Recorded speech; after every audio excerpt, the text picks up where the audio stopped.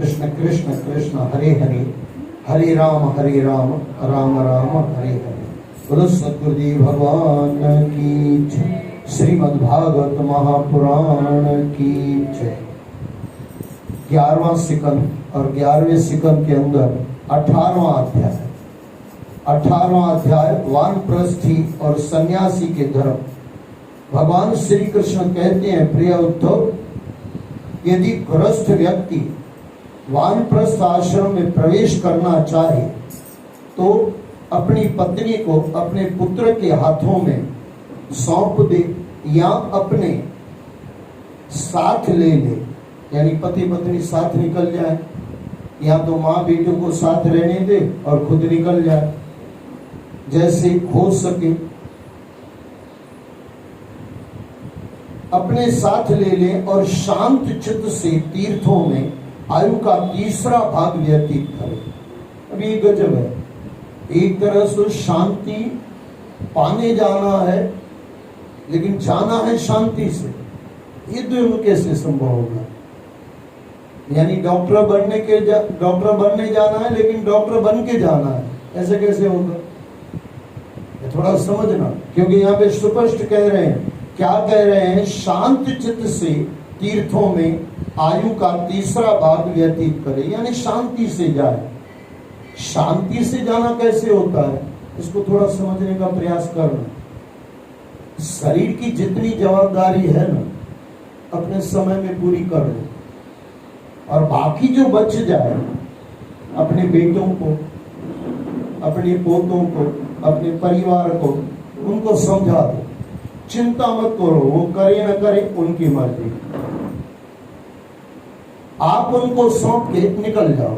अच्छा, ये यहाँ पे लिखा है वन में चला जाना है, मैं ऐसी सलाह नहीं दूंगा, और आज को कोई भी करीब करीब संत ऐसा नहीं करेगा कि वन में जाके रह लो। आज वो जमाना नहीं। आप घर में भी वन बना सकते हो, एक अपना रूम बन गया, रूम तो सबका अपना होगा ही होगा। सच पूछो ना, रूम अपने हैं, दिल अपने नहीं है। पहले दिल अपने थे, रूम भले दूसरों के थे। कई बार बड़े कहते हैं रूम बड़े थे, पहले दिल बड़े थे, रूम छोटे थे। आज उल्टा हो गया है, रूम बड़े हो गए, बड़े हो गए हैं, बहुत रूम हो गए हैं, लेकिन दिल अपना नहीं रहा, कोई अपना नहीं रहा। लेकिन ये थोड़ा समझने का प्रयास करना। एक उम्र होती है,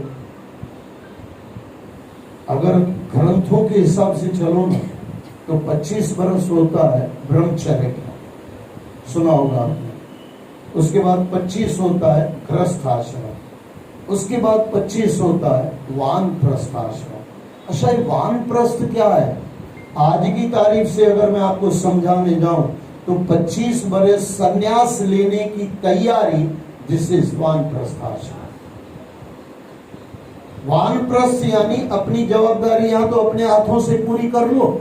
अगर आपके शरीर में ताकत है, आपके हाथ में पैसा वैसा है, तो जो आपको करना है शरीर की जवाबदारियां पूरी कर लो, और बाकी जो बच जाए अपने परिवार को बोल दो कि बाबा पुत्र, मुझे मेरी इच्छा ये है, बहू मेरी इच्छा ये है, बाकी तेरी मर्जी। इतना कह सकते हो। अगर पहले का आज भी अगर बराबर समझ में आ जाए ना, अच्छा इसको थोड़ा समझना। 25 वर्ष गुरुओं के चरणों में बैठ के ब्रह्मचर्य लिया जाता था। अब ये 25 वर्ष ब्रह्मचर्य लेने वाला इंसान, 25 वर्ष का जवान जब गृहस्थ में आएगा तो खाली वासना नहीं होगी, इसके साथ उसको परिवार पैदा करना है, परिवार आगे चलाना है, इसके लिए शादी करेगा, वासना के लिए शादी नहीं करेगा। आज वो हमारा ब्रह्मचर्य निकल गया, आज नहीं तो कल, कल नहीं तो परसों वापिस ओल्ड इज गोल्ड पकड़ना ही पड़ेगा। जब एंड हो जाएगी ना, जब लगेगा कि ये सृष्टि, अच्छा एक तरह से तो लगता है सृष्टि बहुत ऊपर जा रही है, ऊपर जा रहा है ना, विमान जा रहा है, इतने बड़े ऊपर ऊपर सब जा रहे हैं, लेकिन इंसानियत कहाँ जा रही है भाई साहब? इंसानियत कहाँ है? आप अपनी जवानी को याद करो, जितनी भी मेरी उम्र के बैठे हो या मेरे बड़े उम्र के बैठे हो, याद करो खुद की जवानी को। इतना दिखावा, इतना ढोंग था क्या पहले? इतनी बेईमानी पहले थी क्या? एक रूम होता था, उसके अंदर 6-7 बच्चे होते थे, बाप सबको पाल के, माँ पाल के बच्चों को किसी को डॉक्टर बना देती, किसी को वकील बना देती, किसी को पोस्ट ऑफिस का मास्टर बना देती, माँ बाप ही बनाते थे ना वैसा। एक रूम के रह गए। आज कितने रूम हो गए, जितने रूम बड़े हो गए उतनी बेईमानी बड़ी हो गई। दिल छोटा हो गया, रूम बड़े हो गए। बात बरोबर समझना, कभी न कभी वापस हमको आना ही पड़ेगा। 25 बरस बच्चे को ब्रह्मचर्य सिखा दो, ये शादी करेगा, लेकिन परिवार आगे बढ़ाने के लिए शादी करेगा, वासना में फंसने के लिए शादी नहीं करेगा। क्योंकि गुरुओं के चरणों में बैठ के सीखा है ब्रह्मचर्य की वैल्यू क्या है। आज वैल्यू चली गई। आज की शिक्षा कहाँ है? कमाना कैसे है, बस इतनी शिक्षा है। आज के इंसान को कुछ आता हो ना आता हो, कमाना अच्छा आता है, बस कमा लेता है आज का इंसान। फिर एनी कॉस्ट बेईमान बन के बेईमान कमाना पड़े तो भी कमा लेगा, लेकिन पैसा कमाना। आप आज का आपका बच्चा पढ़ाई नहीं करता ना, पोता पढ़ाई नहीं करता, तो माँ यहाँ दादी क्या बोलती है पता है? पढ़ेगा नहीं तो कमाएगा कैसे? और हमारे जमाने में बोलते थे बेटे पढ़ाई करेगा नहीं तो जीवन में जिएगा कैसे, ईमानदारी कैसे सीखेगा? इन दोनों में जमीन आसमान का अंतर है। आज का इंसान लगता है बहुत ऊपर जा रहा है, लेकिन इंसानियत गिरती जाती है। और एक बात मैं आपको सबको हाथ जोड़ के बोल दूं, मीठे सत्संग सुनना छोड़ दोगा, मीठे सत्संग से आपको कुछ नहीं मिलेगा। मैं एक आपको बात कहूं, जितने भी मैंने ग्रंथ पढ़े हैं, अगर आप उसके अर्थ निकालो ना, इतनी कड़वी वाणी है। अच्छा कड़वी क्यों है? भगवान कृष्ण को मीठा बोलना आता होगा कि नहीं? दिल पे हाथ रख के सोचना। अच्छा दुर्योधन को मीठा लगा क्या? नहीं लगा भाई साहब, नहीं लगेगा। हम जी रहे हैं बेईमानी से, गुरु सिखाएगा ईमानदारी, टोटली अपोजिट साइड है। हम चलते हैं बेईमानी से, गुरु सिखाता है ईमानदारी। हम चलते हैं संसार में, गुरु सिखाता है परमात्मा। दोनों अपोजिट साइड लगता है हमको। इसके लिए गुरुओं की वाणी करीब करीब जिस भी ग्रंथ का मैंने अध्ययन किया, शिष्यों को वाणी अच्छी नहीं लगती। अब नहीं अच्छी लगे तो गुरु क्या करे? अच्छा कोई समझो किसी के पास टीबी हो, अब आप बोलो भाई डॉक्टर को बोलो भाई इतना बुरा मत बोलो भाई, टीबी कैंसर मत बोला करो। अब किसी को कैंसर है, डॉक्टर बोले पुत्र कुछ ना नहीं, बस दवा ले ले ठीक हो जाएगा। अरे ऐसा वो तो दवा भी नहीं लेगा क्योंकि आपने उसको कैंसर बताया ही नहीं। ये 6 महीने बाद मरने बोला होगा, आज मर जाएगा। अच्छा चलो वहां पे तो एक जन्म आपका बेकार होगा, लेकिन वहां तो गुरु अगर झूठ बोल दे कि बेटे तू सही, और आपके वाणी आपके हिसाब से चले, दुर्योधन के हिसाब से अगर कृष्ण बोलता ना, बोले बेटे तेरे बाप ने भी खाया तू भी खा ले, कोई दिक्कत नहीं, ऐसा अगर कृष्ण बोलता तो फिर वो कृष्ण थोड़ी होता है, वो कृष्ण थोड़ी होता। और मैं आपको फिर दोहरा दूं, सत्संग में बैठो ना, जितना कड़वा हो ना समझना आपके काम का है।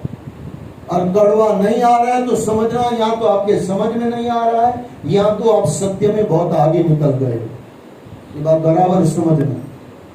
डॉक्टर आया हो और कोई हम जैसों को कोई डॉक्टरी भाषा सिखा रहा हो, हम उसकी समझेंगे क्या? नहीं समझेंगे।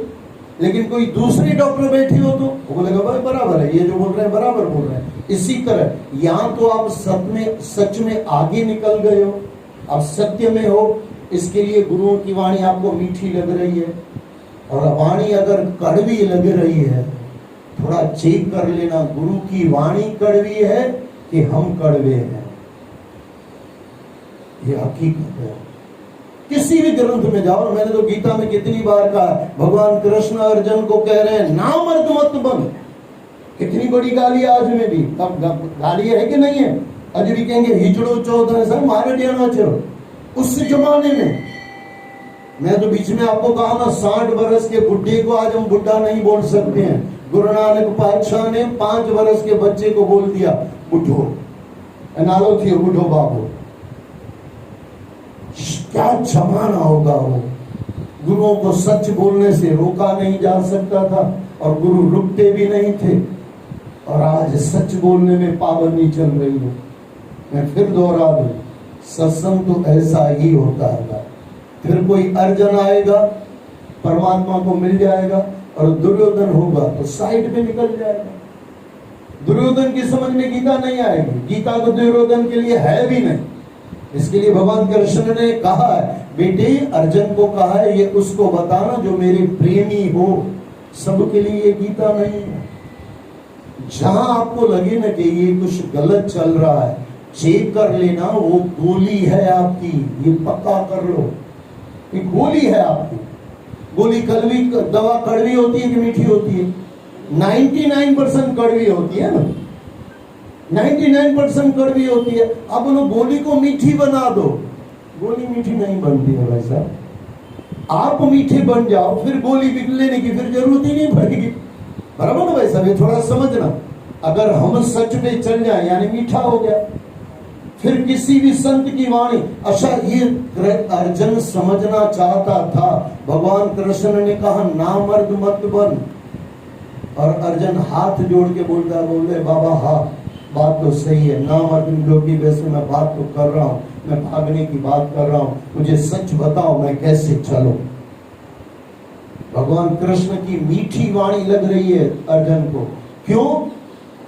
क्योंकि वो सच पे जाना चाहता है। सच की अगर बातें नहीं करनी है ना, तो सत्संग तो कड़वा ही होना चाहिए। अच्छा, मैंने बीच में आपको कहा था 2 तरह के सत्संग होते हैं। एक होता है मनोरंजन, आए गाना बजाना कर लिया, थोड़ा इधर नाच लिया, थोड़ा उधर नाच लिया, डबली बबली बजा दी, लोभी गुरु लालची चेला, आगे नहीं बोलने जैसा दोनों का नर्क में ठेलम ठेला। सच्चा गुरु भाई साहब, अब मेडिकल में आपके जाके दो भाई कड़वी गोली बंद कर दो, वो दुकान ही बंद कर देगा। भाई कड़वी गोली बंद करो तो तू क्या, फिर तो किराने की दुकान खोलो। बात बरोबर समझना, ये थोड़ा किसी को बुरा मत लगाना, लेकिन सच है ना। सच जिस दिन आपको कड़वा लगे, समझना अगर आपको सच की चढ़ाई में चढ़ जाना है, वाहिगुरु नाम में चढ़ जाना है, फिर वो जो सच कड़वा लगता है ना, इतना मीठा लगेगा जिसका कोई हिसाब ही नहीं। लेकिन एक बार चढ़ जाओ, एक बार हमको वो करना तो पड़ेगा, हिम्मत तो करनी पड़ेगी। जो हिम्मत करके चढ़ गया, फिर उसको जो सच कड़वा लग रहा था, अरे फिर तो संसार भी मीठा लगता है। वैसे संसार है दुखालय, ये बारों बराबर समझ लेना। यहाँ पे दुख ही दुख है, लेकिन गुरु नानक को यहाँ पे दुख नहीं लगा, वहां तो आनंद ही आनंद है। तेवराम साईं को दुख नहीं लगा। क्यों नहीं लगा? क्योंकि परमात्मा के जहाज में चढ़ गए। राम नाम जहाज है चढ़े सो तरे पार, कृष्ण नाम जहाज है चढ़े सो तरे पार, गुरु नाम जहाज है चढ़े सो तरे पार। इतना कह के मैं आगे बढ़ूं। जब आपको लगे ना ये वाणी थोड़ी कड़वी है, अरे भाई संभल जा, ये तेरी गोली आई है, भाग ले, बीमारी चली जाएगी। और जिस दिन ये समझ में आ जाए तो आनंद आ जाए। मैं आपको कह रहा था ब्रह्मचर्य, 25 बरस ब्रह्मचर्य, और जो 25 बरस ब्रह्मचर्य गुरुओं के चरणों में बैठ के सीखने आएगा ब्रह्मचर्य, ये शादी करेगा, वासना में नहीं फंसेगा, परिवार आगे चलाने के लिए करेगा, उसको वासना के साथ मतलब ही नहीं है, परिवार आगे बढ़ाना है, इसके लिए शादी कर रहा है। अच्छा, ये 25 पूरा हुआ, फिर वानप्रस्थ, जितने काम बाकी बच गए हैं 25 में, अपने बेटे को दे दो, इसको समझा दो, उसको समझा दो। 25 बरस संसार से निकलने की तैयारी करो। वानप्रस्थ उस जमाने में अलग था, उस जमाने में तो वानप्रस्थ ले लिया जाता था, लेकिन मैं आपको दूसरा कह रहा हूँ। वानप्रस्थ यानी आज के हिसाब से 25 बरस, 50 बरस आपका हो गया ना।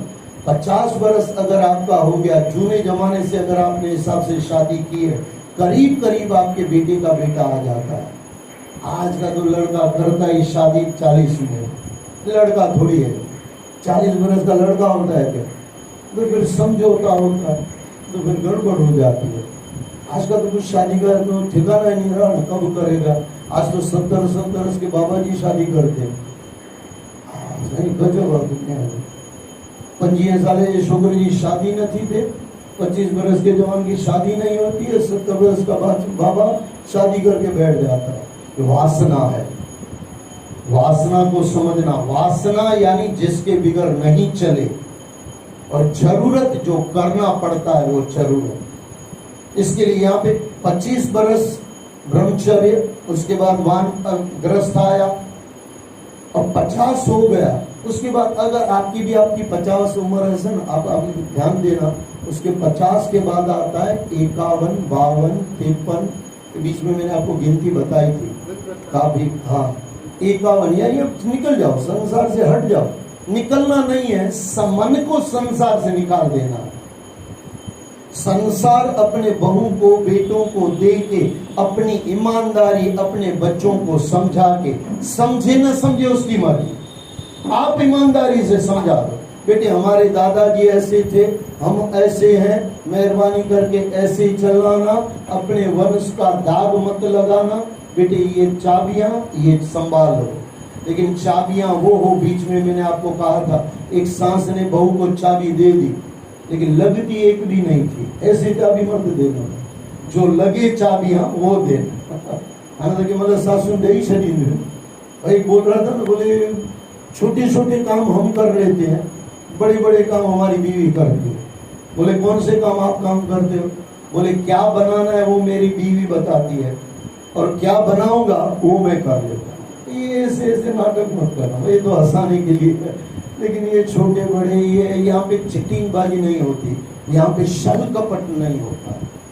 छल कपट करोगे तो अपने से ही छल कपट होता है। तो यहाँ पे जो बताया गया, आयु का तीसरा भाग व्यतीत करें, ये 25 बरस वानप्रस्थ, फिर 75 के बाद जब आ जाओ ना, तो सब जवाबदारियां छोड़ दो, फिर समझाना भी छोड़ दो, फिर आप समझ जाओ कि आप परमात्मा के हो और परमात्मा आपका है। मेरे तो गिरधर गोपाल दूसरों न को। स्वामी राम सुखदास जी महाराज, हे ईश्वर मैं आपको कभी भूलूं नहीं, ये थे ना उनके शब्द, हे ईश्वर मैं आपको कभी भूलूं नहीं।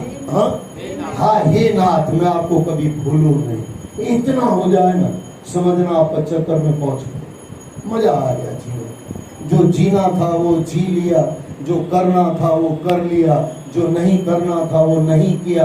ये जितना जल्दी हो जाए ना बढ़िया हो जाए, फिर परमात्मा में आनंद आ जाता है। इसके लिए उसे वन के कंदमूल, ये तो वहां के उस समय का लिखा है वानप्रस्थ में, उसके वन के कंदमूल फल फूल आदि ये अपना जीवन अपना निर्वाह करना चाहिए। प्रसाधन की समस्त वस्तुओं का वह त्याग कर दे, यानी अपने लिए जो ज्यादा दिखावा है, नाटक, शरीर का फिर भूल जाओ। 70-50 के बाद भी शरीर को भूल जाओ, फिर शरीर को जितना जरूरी है उतना खिला दो। आप अगर ईमानदारी से चेक करो ना, 50 के बाद आपका खाना बदल जाता है, आपको थोड़ा सा चाहिए, और फिर अगर ज्यादा बैठना है तो और कम हो जाएगा। जैसे जैसे आपकी उम्र बढ़ेगी ना, वैसे वैसे खाना कम होना चाहिए। और यहाँ पे तो लिखा है कंदमूल फल यही होना चाहिए। ये तो घर में भी आप खा सकते हो, फल तो खा ही सकते हो। प्रसाधन की यानी शरीर को संवारने की वस्तुएं वो सब निकल जानी चाहिए। प्रसाधन की समस्त वस्तुओं का वह त्याग कर दे, सरल और सात्विक जीवन व्यतीत करते हुए भगवान की भक्ति में ध्यान लगाए। जो इस प्रकार तपस्या रत जीवन यानी तपस्या में जीवन व्यतीत करता है और अपने समस्त कर्म मुझे समर्पित कर देता है, उसे परम धाम की प्राप्ति होती है। वानप्रस्थी के लिए अग्निहोत्र और व्रत आदि का वैसा ही विधान किया गया है जैसा गृहस्थ का होता है। इस प्रकार तपस्या करके अपना जीवन समाप्त करने वाले ऋषि लोक को प्राप्त करते हैं, फिर वहां से भी सीधे मेरे लोक में आ जाते हैं। देखो 25 ब्रह्मचर्य हो गया, परमात्मा क्या है इंसान को पता चल गया, संसार 25 बरस संसार के लिए होता है, फिर 25 बरस संसार के बाकी जो कार्य रह गए उसको देख रेख रख के अपने पोतों को, जैसे मैंने पहले भी आपको कहा, अपने पोतों, अपने बच्चों, अपने बहुओं को जवाबदारी पूरी करके बेटे ये संभालो, आज से ये जीवन तुम्हारा, मैं मेरे परमात्मा का, तुम सत्य पे चलना और जब समय हो तो आप यही करना। ये अगर जीवन में आ जाए, जीवन आनंद हो जाए, क्योंकि तप ही मेरा स्वरूप है। तपस्या का अनुष्ठान कष्टों से नहीं, निष्काम भाव से करना चाहिए। उद्धव, जो वानप्रस्थी होना चाहे उसे वेद विधि के साथ 8 प्रकार के श्राद्ध और श्रद्धा से मेरा पूजन करना चाहिए। उसके बाद अब आप बोलोगे 8 प्रकार क्या है? हर तरह से परमात्मा का हो जाना, वाणी से परमात्मा का, वर्तन से परमात्मा का, चाल परमात्मा जैसी, ढाल परमात्मा जैसी, हर चीज परमात्मा जैसी। रावणपना निकल जाए, वासना निकल जाए, संसार निकल जाए, ये 8 प्रकार से भक्ति हो गई। श्रद्धा से मेरा पूजन करना चाहिए। उसके बाद अपना सब कुछ यज्ञ करने वाले ब्राह्मण को दे दे। जब कोई वानप्रस्थ में प्रवेश करने लगता है तब परिवार के लोग प्राय अड़चन डालने लगते हैं। ये थोड़ा याद रख लेना, जब आप सत्य पे चलोगे ना, दूसरा कोई आपका दुश्मन बने न बने, आपके परिवार वाले दुश्मन बनेंगे। और मेरे पिताजी तो कहते थे पुत्र, जेस तक जब तक आपका परिवार दुश्मन न बने ना, समझना आपकी भक्ति कच्ची है। मेरे पिताजी शब्द बाबा जी के वचन थे। परिवार वाला जब आपको लगे कि भाई तू सफा बेकार है, जिस दिन आप संसार में बेकार हो जाओगे ना, परमात्मा के काम के हो जाओगे, ये याद रख ले। लेकिन वो काम चेक कर लेना, दुर्योधन जैसा काम ना हो। लेकिन दुर्योधन भी बोलेगा मैं तो, मुझे सब बोलते हैं बेकार हूं। वो अंदर से पता चलता है कि मैं दुर्योधन हूं कि मैं युधिष्ठिर हूं, मैं अर्जुन हूं कि मैं कर्ण हूं, खुद से पता चलता है। उसे उनकी परवाह न करके मुझ में ही अपना ध्यान लगाना चाहिए। सन्यासी के लिए वस्त्र एकमात्र लंगोटी है, बस एक लंगोटी। अगर 2 लंगोटी रखा हुआ है तो परमात्मा की भक्ति नहीं होती है भाई साहब। हमारे पास तो कितनी लंगोटियां पड़ी रहती है। ऐसा कहा गया 2 लंगोटी है, यानी बाबा जी कहीं फंसा हुआ है, उसको चिंता है कि कल क्या होगा। ऐसे कहते हैं ना, कोई आदमी मर गया तो कोई रोता हुआ वो संत के पास पूछा, बोले बाबा मेरा बेटा मर गया। बोले जा बेटे एक काम कर, लंगोट लेके आ, जो सुखी आदमी है उसकी लंगोट लेके आ। अरे माता जी तो खुश हो गई, ढूंढने निकली, सब दुखी है। एक बाबा जी नहा रहा था, उसको बोले बाबा आप सुखी हो? बोले एकदम सुखी, जितना परमात्मा सुखी होता है उतना सुखी। बोले बाबा आपकी लंगोटी दो। बोले बेटे एक ही है, दूसरी है ही नहीं। जिसको एक लंगोटी है वही सुखी है, और जो ज्यादा रख के बैठा हुआ है वही दुखी है। इसका मतलब ये नहीं कि 2 कपड़े मत रखो, ये मैं नहीं कहना चाहता, लेकिन 2 कपड़ों में फंसो मत। रहो एक कपड़े में, दूसरे कपड़ों में फंसो मत। चाह दूसरे की न हो, चाह गई चिंता मिटी, मनवा बेपरवाह, जिसको कुछ न चाहिए शाहों के शाह। सन्यासी के लिए वस्त्र एकमात्र लंगोटी है। अधिक से अधिक उसे ढकने के लिए 1 गज भर का कपड़ा लपेट ले, ताकि लंगोटी ढक जाए। उसे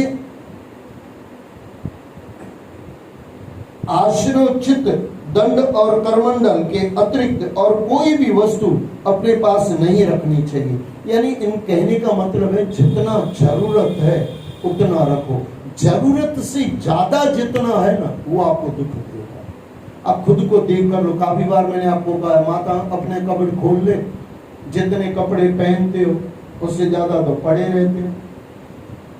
मेरे परिवार में बीच में मैंने बहू को कहा, वो नहीं समझते ना, हमारी बातें अलग होती है, उनकी सोच अलग होती है।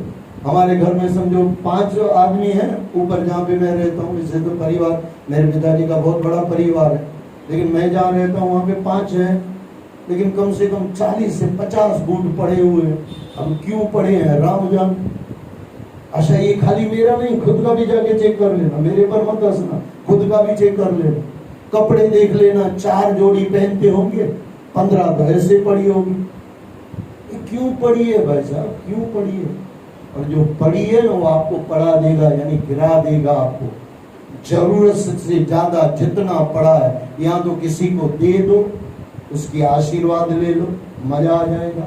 किसी गरीब को दे दो। आजकल फिर वो ज्योतिष वाले कुछ उल्टा चला रहे हैं, बोले फोकट में मत दो। बोला ठीक है 5 रुपए ले लो, सब कपड़े देंगे, एक जोड़ी का एक कपड़ा रुपया लेके ठीक कर दो, पूरा कर दो। मैं फिर दोहरा दूं, जो जरूरत से ज्यादा घर में पड़ा हुआ है वो सब दुख देता है।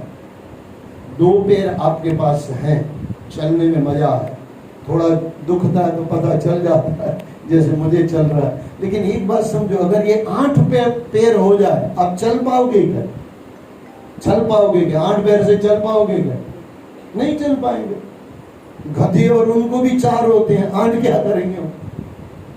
कहने का मतलब समझना, अगर 8 पैरों से आप चल नहीं पाओगे तो जितने कपड़े ज्यादा उतना दुख ज्यादा, जितने बूट चंपलें ज्यादा उतना दुख ज्यादा। अब जितना जरूरी है 1-2 बूट ठीक है, 1-2 चप्पल ठीक है। लेकिन आजकल तो एक पुराना गाना था ना, थोड़ा है थोड़े में गुजारा होता है। आज तो बहुत है, बहुत में गुजारा होता है। थोड़ा है थोड़े की जरूरत है, पुराना गाना ऐसा था। आज ऐसा है कि बहुत है बहुत की जरूरत है।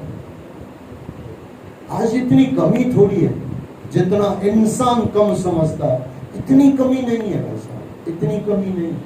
इसके लिए समझना पड़ेगा, उससे आश्रयोचित यानी जितना आश्रय लेने जैसा हो, जरूरत हो, दंड और करमंडल के अतिरिक्त कोई भी वस्तु अपने पास नहीं रखनी चाहिए। धरती पर देख कर चले, जल को कपड़े से सान कर पिए, जल को कपड़े से सान कर पिए, सदा सत्य बोले। अब देखो किसी को बुरा लगेगा कि नहीं? जो झूठ ही बोलता होगा उसको बुरा लगेगा कि नहीं? अब यहाँ पे आ रहा है सत्य, वो बोलता है झूठ, कैसे मैं उसको मीठा लगूंगा? कोई भी ग्रंथ आपको कैसे मीठा लगेगा? क्योंकि ग्रंथ अलग भाषा बोल रहे हैं और हम अलग जी रहे हैं। इसके लिए ग्रंथ किसी को, यहाँ सत्संग किसी को पता ही समझ ही नहीं आती है, यहाँ समझ आती है तो हम उसके दुश्मन बन जाते हैं। ऐसे ही थोड़ी संतों को फांसी पे चढ़ाया गया, यीशु ख्रिस्त को मार दिया गया कि नहीं? संतों को जहर दिया गया कि नहीं? कितने बादशाही कंवर राम को गोली लगा दी गई कि नहीं? और क्या बाबा जी होंगे। मारने वालों को भी पता है मैं गलत कर रहा हूँ, पैर छूर के बोल रहे हैं कि मुझे आशीर्वाद दो, मैं ये मेरे काम में सक्सेस हो जाऊं। बोले जा बेटे तेरा काम हो जाएगा। ऐसे ऐसे संत धरती पे पैदा हुए। संत कंवर राम की बात बता रहा हूँ। कुछ न कुछ कई लोगों को गलत लगता होगा, कुछ वाणी गलत लगती होगी, तब मारा गया ना। खाली संत कंवर राम को मत पकड़ना, जितने भी संत हुए। मैंने कहा ना, मेरे पिताजी कहते थे जब तक दुनिया दुश्मन न हो, और दुनिया के भी अंदर में जब तक घर वाले दुश्मन न हो, समझना भक्ति अधूरी चल रही है, अधूरी चल रही है। जब बीवी न समझे, बच्चे न समझे, पति न समझे, भाई न समझे, परिवार न समझे, लेकिन वहां चेक कर लेना दुर्योधन की वजह से नहीं पसंद आ रहा है, ये थोड़ा चेक कर लेना, ये आपको खुद को पता होना चाहिए। न तो दुर्योधन भी जो ना वैसा बराबर बोल रहे हो, मेरी भक्ति बराबर चल रही है, मुझे कोई नहीं समझ रहा, लेकिन तू खा रहा है इसके लिए, और वो जो भगवान की भक्ति कर रहा है वो अलग है। ये थोड़ा समझना पड़ेगा। इसके लिए जल को कपड़े से सान कर पिए, सदा सत्य बोले, और सारे कार्य सोच विचार करके करें। वाणी से मौन, वाणी से मौन, ये तो मेरा प्रिय विषय है। मैंने काफी बार आपको कहा, कम से कम दिन में 3 घंटे मौन रहो, संसार से ऑटोमेटिक हटते जाओगे, परमात्मा में मन लगता जाएगा। वाणी से मौन, शरीर से निश्चेष्ट यानी कोई कार्य करने की इच्छा, कार्य आ जाए तो करना है, नहीं आए तो नहीं करना, जरूरी है उतना करना है। और मन से प्राणायाम, मन से प्राणायाम रखने वाला दंडी स्वामी है। ये तीनों ही उनके दंड है। सन्यासी को पतितों को छोड़कर चारों वर्णों से भिक्षा स्वीकार करनी चाहिए। 7 घरों से जो मिल जाए उससे ही संतोष कर लेना चाहिए। 7 घर में खाली भिक्षा लेने जानी है। आज का इंसान तो कितने उसे चाहिए भाई। ये तो सन्यासी के लिए, आपके और हमारे लिए तो और समझने के लिए चलना। सन्यासी के 7 घरों में खाली सन्यासी 7 घरों में मांग सकता है। 8वें घर गया तो सच्चा गुरु नहीं है, सच्चा सन्यासी नहीं है। मिल गया वो खाना है, मांग कुछ नहीं। फिर दोहरा दूं, चाह गई चिंता मिटी, मनवा बेपरवाह, जिसको कुछ न चाहिए शाहों के शाह। अब यकीन करो न करो, मैंने कभी जिंदगी में ये नहीं किया, मेरे पिताजी ने कभी सिखाया नहीं। ये मैं बहुत दुखी हो गया ये पैर में, तब जाके मैंने ये लास्ट अभी 8-10 दिन से कर रहा हूँ कि बाबा ये थोड़ा अभी दर्द बंद करो। और ये जब से अरदास गई 90% दुख निकल गया। भगवान भी सोचा था पुत्र अरदास करें तो दूर के, पर अरदास थी साईं के पलव पादों से आने थोड़ा थोड़ा ना बाहर निकलों का। कहने का मतलब समझना, ये दुख भी है ना आपको संवारने के लिए आया है। बार बार रोते मत रहो, ये दुख आपको संभालने के लिए आया है। संभल जाओ तो बढ़िया। कुछ उम्र आपको सिखाती है कि अभी बाय बाय कर लो। उद्धव, सन्यासी को अकेले ही पृथ्वी पर घूमना चाहिए और उसे कहीं भी आसक्ति नहीं रखनी चाहिए। ये आसक्ति है, ये थोड़ी खतरनाक है। हमारे रमेश भाई ओझा है, वो मस्त कहते हैं, बोले जो आसक्ति है वो जा क्यों नहीं सकती है, लेकिन हम जाने नहीं देते उसको। आसक्ति बेटे में आसक्ति, बीवी में आसक्ति, पति में आसक्ति, कुर्सी में आसक्ति, कहां कहां आसक्ति हो। मेरे पास एक माता है, वो तकिए से आसक्ति। उसका पति बोल रहा था, बोले इसको वो तकिया इसका जो पसंद है वो नहीं मिले तो रात को सोती नहीं है। बोला भाई साहब अभी आपने बोला थोड़े दिन पहले अमेरिका जाके, अब बोले ये तकिया ले गया था, नहीं तो तेरी माँ सोती ही नहीं हो। मुझे मैं माँ बोलता हूँ उसको।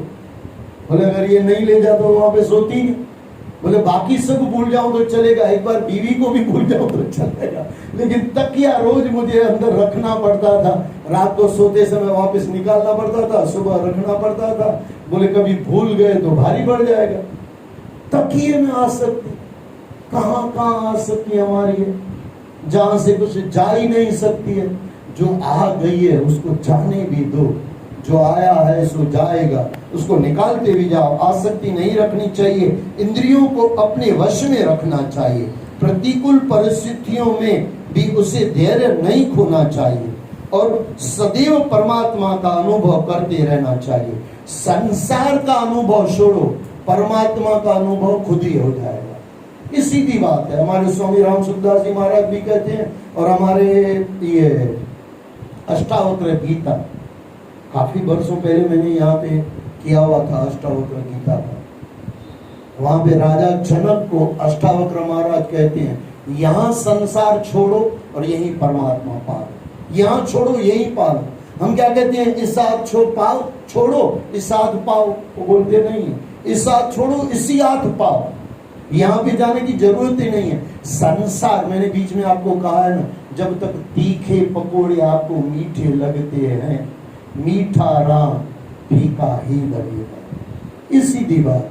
इसके लिए यहाँ पे अंत में प्रतिकूल परिस्थितियों में भी उसे धैर्य नहीं खोना चाहिए और सदैव परमात्मा का अनुभव करते रहना चाहिए। उसे किसी भी प्राणी से वैर नहीं रखना चाहिए। सन्यासी का मुख्य धर्म शांति और अहिंसा है। उसके लिए ब्रह्मचर्य, तपस्या, शौच, संतोष और समस्त प्राणियों से प्रेम भाव रखना चाहिए। उसका नित्य कर्म होना चाहिए। जो पुरुष अनन्य भाव से अपने वर्ण आश्रम धर्म के द्वारा मेरी सेवा में लगा रहता है और समस्त प्राणियों में मेरी ही भावना रखता है, वह मेरी अविचल भक्ति को प्राप्त करता है। जो व्यक्ति मेरे स्वरूप को जान लेता है और ज्ञान विज्ञान से संपन्न होकर मुझे प्राप्त कर लेता है, उसे अनायास ही परम कल्याण स्वरूप मोक्ष की प्राप्ति हो जाती है। यानी मोक्ष खुद ही हो जाता है इतना करने से। ये भगवान श्री कृष्ण कहते हैं और अपने प्यारे भक्त उद्धव को कहते हैं। और मैंने आपको कहा, खुद को भी कहा इसी में हम चलते रहे। आज थोड़ा ज्यादा हो गया 10 मिनट, कल से मैं ध्यान रखूंगा 6:30 पूरा हो जाए। हाँ मुख्य ध्यान रखो। सतनाम साखी, सतनाम साखी, सतनाम साखी।